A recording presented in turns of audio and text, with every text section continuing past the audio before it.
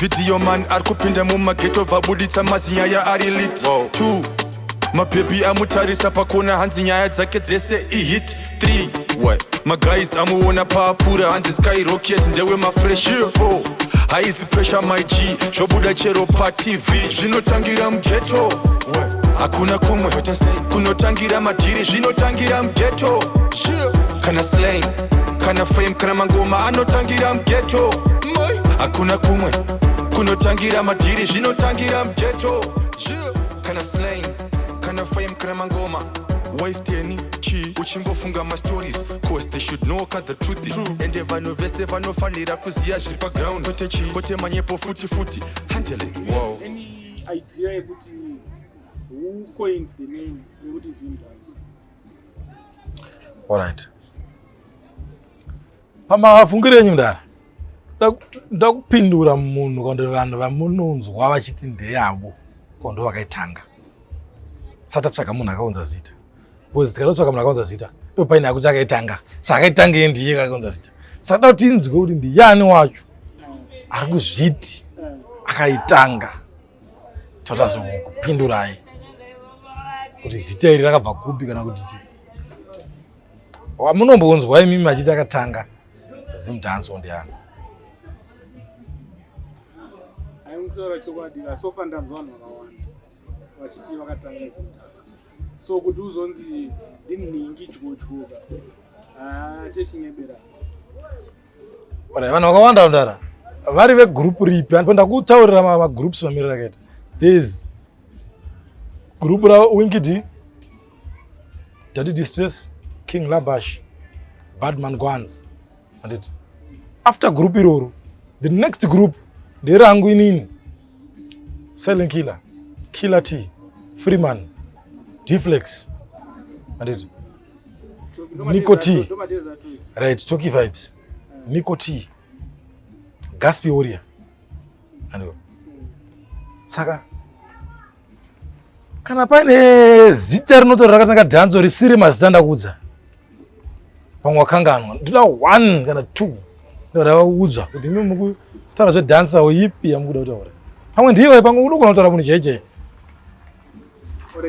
ngatitaure zvinhu zviri pajekiriro zvakaonekwa nemunhu wese DJ Fantan vakabuda pachena vachizviti ndo father foundation of Zimdancehall vanhu vakapopota zvikuru vachiti aiyo unonyeba iwe Zimdancehall ine varidzi ofiti nyaya iyoyo inandira kuona kuti yakanyatsobatwa chaizvozvo ndosaka tauya panapo iza kuti tinyatsoonetsana kuti aiyo chinhu ichi kune kwachakabvira chine kwachiri kuenda waiza alright akatanga Zimdancehall or to the DJ to the selector side but I remember mdaraka tikitina DJ Smile and tikitina Tembo Man the Godfather and vanhu vaitosimbisa dancehall zvokutodaro saka akatanga Zimdancehall ipi indakuudza kuti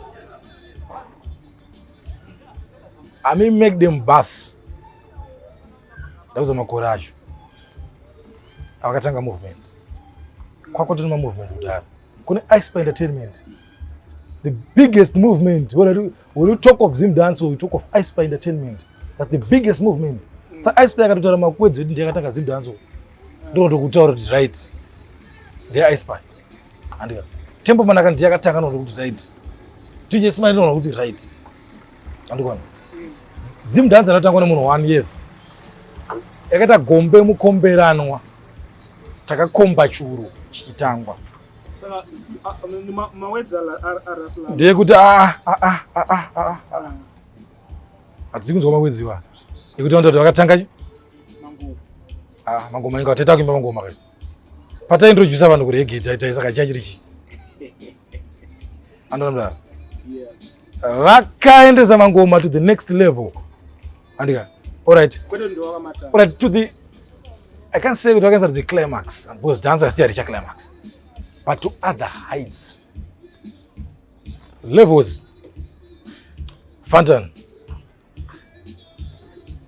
you can't take anything away from them panyaya uplifter that thing and fantan levels makaita basa hombe dancer rekusumudza chino kusumudza mdara it's like kupusha chinjato taku aona kutakura wasumudza mdara kutakura nekusumudza zvasiyana ingatoshandwa handika makaendesa kwamakaendesa ndi handi kunyepere maheights avakaendesa ndi ama big heights and we salute them. We used to Zimdancehall. I always want to use the phrase dancehall. Dancehall was from Patakatanga, it was dancehall. Why is that? Kukusama redeem man. Saka Zimdancehall, that name takazongoriti go along the way, but dancehall, why is that? Saka ini ndoti boys pamakari chitsa kana pamakari endesa ndika aiwa makaendesa kumusoro aiwa levels wakabika dzakarira aiwa dzirambe izvi kuramba uroi handika sawa wakamaketa wakapusha wapana wakavatengesa motikari vakaita maboss handika and iwewe wakatoita boss handika how give thanks glory to the Lord nebasa ramakabata ipai every man his credit nodara and also do unto others as you want them to do unto you. Tunapowa credit yedu is the foundation of dancer.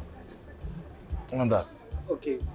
So what needs to be done kuti Lalo is the father of these kids. Of these kids. Yes. Is the daddy of these kids. Yes, man. Yeah. So far zangu ndine zvandiri kuita dancer. I think mind my language already. I may not do this, but I always want to say, dance as it is. Na art, creativity and limit, no limitations in that. Saka, ndine zandu kita mda.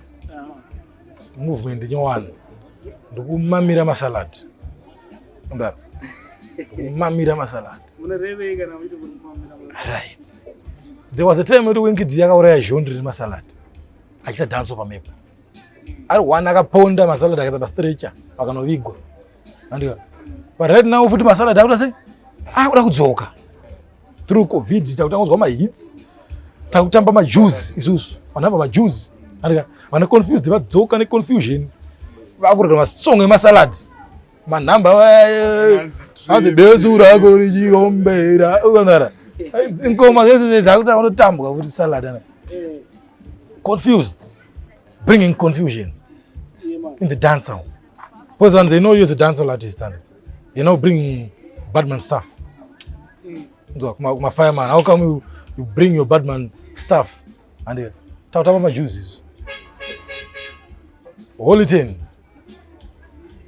Arise. It's good to go to my user arise.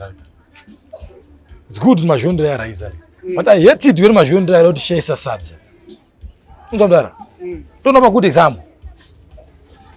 Unosiri mdara. Inini brain yangu andika. Ikafanya ni brain ya sekalas. Sekalas. Brain yake ni yangu zikafanana. Why ndikudara? We are politically minded. Mdara. Politically. I did a chat with him last time. We had a nice conversation. Face-to-face conversation. Ndakatomtaura brain yako ni yangu. Politically minded. To deal with things in a political way. Ndara. Ndona kudzosa pa mugabe yabe. Paenza ada kupa mukazi wake nyika. Andiya. Mama ovesi ingasata nanzva. Vakazvisekerera izvi kuti yende nyika yende kuma salad. Vakaita se? Vakamamira masalad. Anondara. Vakamamira G40. Andizvo. Saka ndisekerera kuti takatanga danceawo. Asati yazoidyira mari. Yakunzi yakuchizhondri zvachinja takunzwa masalad. Enzo Aishawo ingachirira ni danceawo aine ma followers. The same nigga now is saying kuti akuimba trap is now dripping. Ndara dripping trap music. Saka following yako yeseka ngeke kutarise ku dance yakuto tarisa futhi because vana influence yakutoenda ku salad. Saka kuti isusu jika seraki. Aticharoma instance. Ndara. Saka ndayanza kamovement kemasalad akande. Saka apa kana muchiti muri kuda kumamera, what exactly are you saying? Or what are you doing? Ndiri kuto ndara masalad ndiri wabatidza. I'm killing every nigga. I'm killing every nigga. Azwi wasekerera andika reke dzawo dziri toripo dziri nyowani inonzi nemasalad ifongo andika fanika steak ineko ndiriwe action ndatouya kuzonyenga Anita Jackson vane mafeeling mira isa erection masalad ndo maridza unge vacation stana namudiwa kwanai parotation muri ve sex mumawoko unge holy 10 ndina boss yala tiriko ku location panochema ngito pano unge Aishan ini nemasalad ifongo unge gota ben tagara takatomakana segota ben tavakumbururuka nacho unge Peter Pan isu nemasalad ifongo unge gota ben tagara takatomakana segota ben ndovasimudzira mhepo unge kopa kwati newe shinso katambo kako kekuda kukara kaso natakura uchatorohwa kuaso XQ hauna barbecue lockdown yemasaladi ikefyu yozi semu nekamupana kejuzi one badman renyu ti gonzi kana muchida zvemaskonzi patanox ari pamuzanzi nemasaladi ifongo vakutomamirwa pamdara vatotanga kuti vanzomamirwa masaladi hatisi kuvaregerera mdara hatisi holi tiri mapere by 310 haina ndozvamagaya wow Zimdancehall stories ikuratidza ma true stories but wakadhisa chikwata muvengi wangu you go die broke zvinotangira mughetto hakuna kumwe kunotangira madhiri zvinotangira mughetto kana slang kana fame kana mangoma anotangira mughetto hakuna kumwe kunotangira madhiri zvinotangira mughetto kana slang kana fame kana mangoma one video man arikupinda mumaghetto vabuditsa mazinyaya ari lit two mabhebi amutarisa pakona hanzi nyaya dzake dzese ihit 3 maguys amuona paapfuura hanzi skyrocket ndewe mafresh 4 haizi pressure my G zvobuda chero patv